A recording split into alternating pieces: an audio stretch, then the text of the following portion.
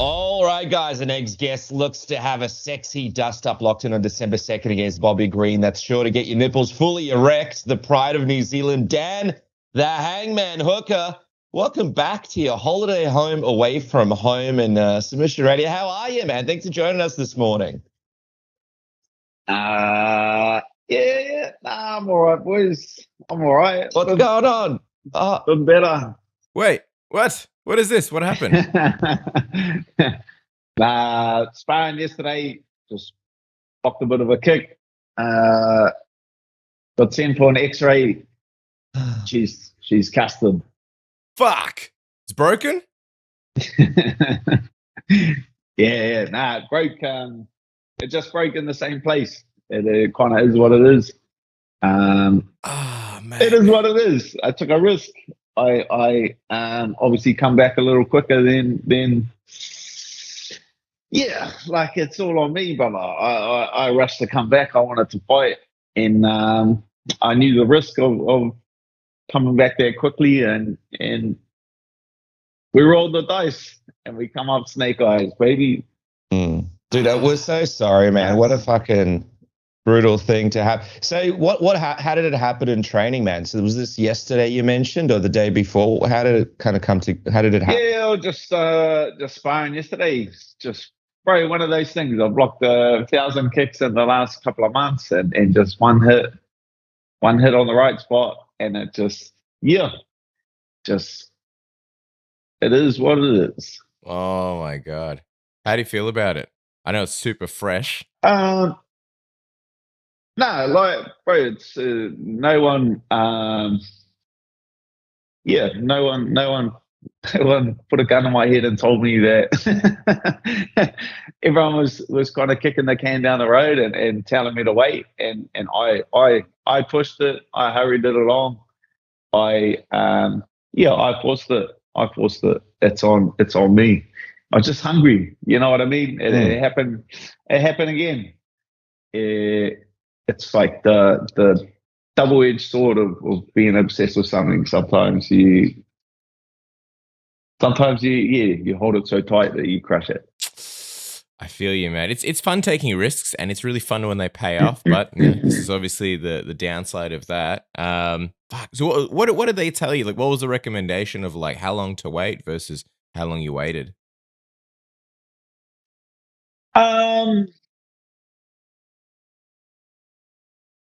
No, like I'm not sure yet. Like I went and met with a surgeon yesterday.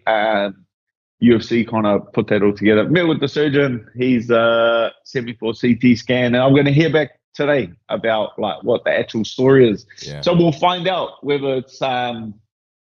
He said there's like two things. It's either broken in the exact same spot, which means that there's just a bone didn't fuse properly. The bone was never fused properly, and it was like inevitable that this was going to happen again, or it's a new break, and then so it's like depending on the thing, depends on what it is. I'll find out today when I know more. Far out. Sorry to hear it, man. So they didn't put like a rod in there last time, right? They just kind of, what did they do? They reset it and just wanted to make it just kind of fuse naturally.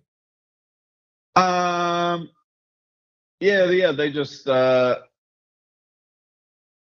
put some metal work in there. They said they'll rod it if it's like in the middle of your arm, but because it's so close to the wrist, then they generally just plate it. So they just plated it. But if you're gonna be stupid, you have to be tough. It's just You know what? It's crazy that you say that though, because it's like to get ahead in MMA, what people don't realize is, you do those extra training sessions, you really put your heart and soul into it, and then it's just so hard, right? Like there is no balancing stick for it. It's like on one side, it's like you want to be dedicated and you're obsessed with it, and that's what makes you great. On the other side, these are the things that happen, unfortunately, that are just uncontrollable and unpredictable. What did the UFC say, dude, when you told them, and what was their reaction to the whole thing? Oh, it just is what it is. Gutted, like they're gutted for me. yeah, like I was just that close. You know what I mean? It's just one of those things. I could smell it. I could taste it. I could feel the crowd. I could, yeah. I was on fire. You know what I mean? When you get that close to it, you can taste the air of the arena. You can picture being in there. You can feel how it's going to play out, and to be that close and to not get it is. But hey, just makes you hungrier for the next one, right? I took a risk. I'll just go back. I'll get it healed properly, and I'll be back. UFC 300s in 5 months.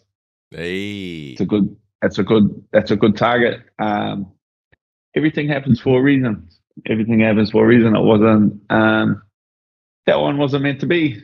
Yeah, UFC 300 in 5 months. That speaking with the surgeon, that's a comfortable target for 3 months of rehab and a training camp. So on to the future. You know, and I know you were also really excited to fight Bobby Green. He's someone that you really respected, and this was a fight that you were just really excited about. Do you think if things do sort of work out, he's still at the top of your list of guys you want to still make this happen with? Or is it just kind of like, all right, let's move on to whatever's... Well, kind of, you know what I mean? You can't expect anyone to wait around in the sport. It kind of is what it is. When you're injured, you can't call your shots. You know what I mean? When you're healthy, you can get out there and start naming names, which I'm not shy about. But for now, like, he's obviously going to fight someone else and move on with wherever he's going. We'll reassess it in a couple of months. Yeah, we'll reassess this in a couple of months when I'm back training at 100%. Yeah. Well, yeah, I don't know. Selfishly, the upside is hopefully we'll all reunite at the UFC 300. So hopefully, when you make your big return, we'll all be together, man. So I can taste that. As much as this is a major bummer, something else that could potentially make you feel a little bit better, and something else that happens for a reason while you're being the best version of yourself. Our good friends, Manscaped, Lawnmower 5.0 Ultra. That's what I'm talking about. The 5th generation, look at this premium sexiness. The 5th generation trimmer comes with 2 interchangeable next-gen skin-safe blade heads, a standard one for taking a little off the top, and a new 4-blade to go smooth wherever your heart desires. Dual LED spotlights to provide contrast on multiple skin tones, 3 length-setting combs. It's waterproof as well, so you can take it in the shower. You've also got the Weed Whacker 2.0, featuring the skin-safe technology, which helps prevent nicks, snags, and tugs if you get it in the Performance Package 4.0, which also comes with the liquid formulations, the Crop Soother Aftershave Lotion and Crop Preserver Anti-Chafe Ball Deodorant. Once they touch your sack, you will never go back. Manscaped, taking care of all your downstairs business. Isn't that right, Dennis? That's right, man. Perfect Christmas present for you, your mate, your partner. Get 20% off with code word submission and free shipping now, guys. And then also there's a bunch of sexy events. Unfortunately, we won't get to see Dan versus Bobby Green, but obviously we've got Nikita Zoo and Dylan Biggs coming up tonight. And then we've also got Dariush taking on Tarukian next weekend. So you want to know, all right, which pub, which venue am I going to be watching this at? Fanzo has you covered. I've got the app right here. It's absolutely for free. You put in whatever event you're looking for, and it'll show you, based on your location, all the pubs, all the venues near you. So for argument's sake, let's go to the Sporting Globe Knox, and it shows you all the stats that you need. 50 screens, commentary, serves food, garden, projector, outdoor screen, things you need to know. Nothing worse than going to a venue and then either A, they're not showing the event like you thought, or B, they're showing it and they don't have commentary, or C, they just don't have many screens. So Fanzo gives you all the stats that you need, the #1 venue finder in the world, and your best friend when it comes to finding venues, and free. Isn't that right, Dennis? That's right, man. Get searching now. UFC 296 right around the corner as well. Big events, and Fanzo is the ultimate venue finder to secure that perfect venue for you and the boys. There you go. Hey, out of curiosity, what was the deal with this whole 5-round thing? I think it was the New Zealand Herald that you spoke to, and you guys were meant to be the co-main event, but the UFC wanted it 5 rounds. Is that right? Well, we originally were the main event. Yeah. And so we agreed to a 5-round main event fight. And then, but obviously, they were like, we can't. I think Dana just wanted it as the main event. That's like what I was told. Dana was just like, no, I want Bobby Green, Dan Hooker as the main event. And I think everyone finally wrangled him around, was just like, we can't have two guys ranked higher fighting second. It kind of just makes it skews up the whole number game. But he just announced it as a 5 round. I think he just wanted to see 5 rounds. At the time it was announced, I wasn't fit. I was like, 5. I was like, I can't really be bothered doing 5. But then as I got fit, I was like, screw it, I'll do 5. I'll do 10. So the last couple of weeks, I was like looking forward to getting out there for 5 rounds. Yeah, no, it's crazy, and I know that a lot of people are sort of excited with it. I wonder, like, when it comes to the actual training camp and the way things are going before the hand, obviously, you look like you were on, like you mentioned, you look like you were on fire. Would you say this was one of the better sort of lead-ins to a fight until this whole freak injury happened that you've had in a while? Like training camp's always difficult. I feel like I'm getting better. Like, it's the funny thing about it, as your like my game is just maturing. I feel like even though now I've broke my arm and I have to reset and kind of things, like, it was good to get a training camp in. It was good. I feel like I made some solid improvements in this last training camp, and I'll be able to build off the back of that. So it's not like I've been sitting out. When I finally get back in there and fight, it'll be like a long time between fights, but I've been able to steadily improve as a fighter as well. Yeah, I feel like, funny, as you're getting older, I feel like I'm actually getting better. I'm not a fighter that's relied on. I've never been that fast. I've never been that athletic. So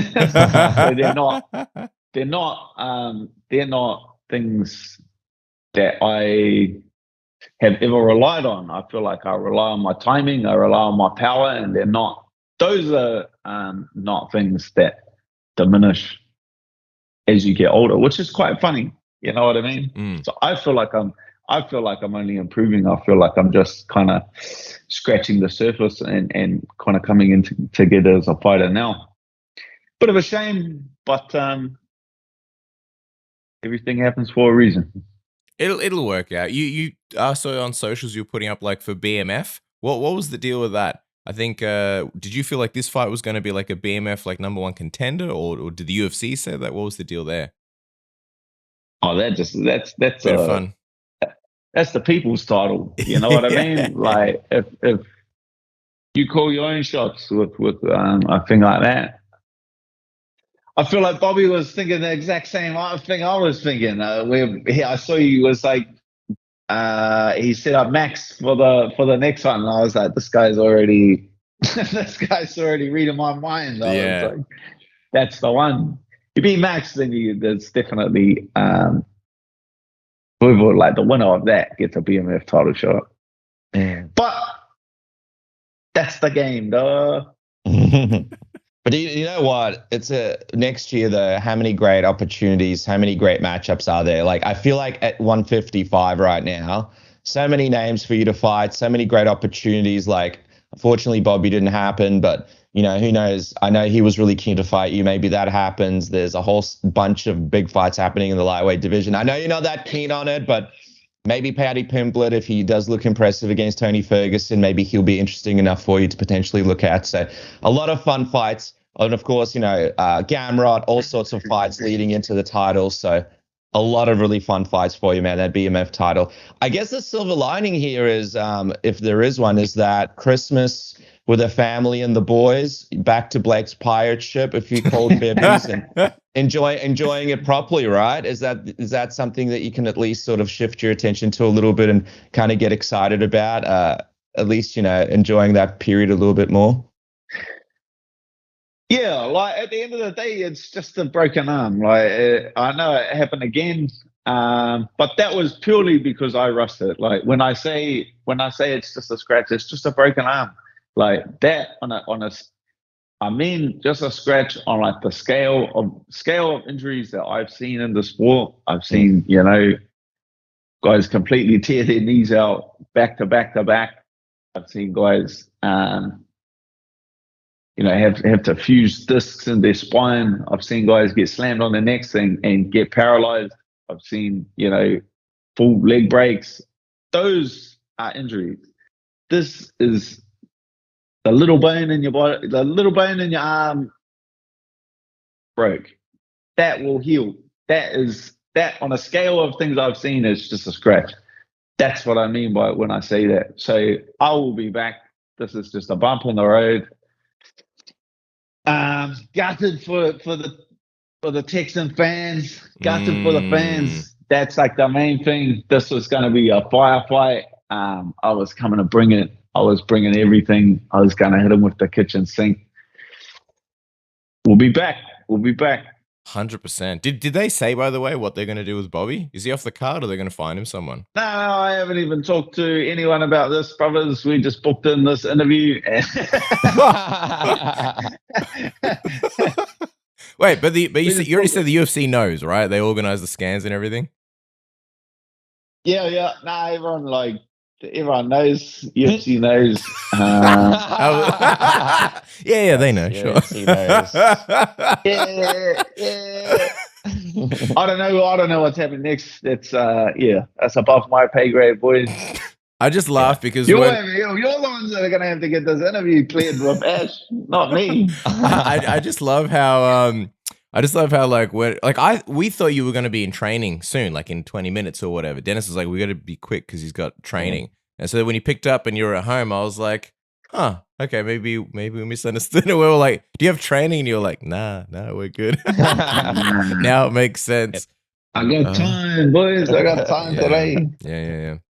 Hey, dude, listen. Yeah. Well, I was gonna say, man, like fans can't wait to see you back. Nick, I know this absolutely sucks for you, and you're really looking forward to it, and so are the fans. But like you said, UFC 300 right around the corner. More perfect name to be on that card than the man himself, Dan Hooker. I know we're already looking forward, but we can't wait to see what's next, man. Congratulations on a huge year for you and your family, and we can't wait to see what happens next, guys. Make sure to follow the man on Instagram at Dan Hangman. And yeah, dude, can't wait for 2024, brother. Big things around the corner, and like you said, you're just getting started. Thank you so much for joining us. No worries, lads. Always a pleasure.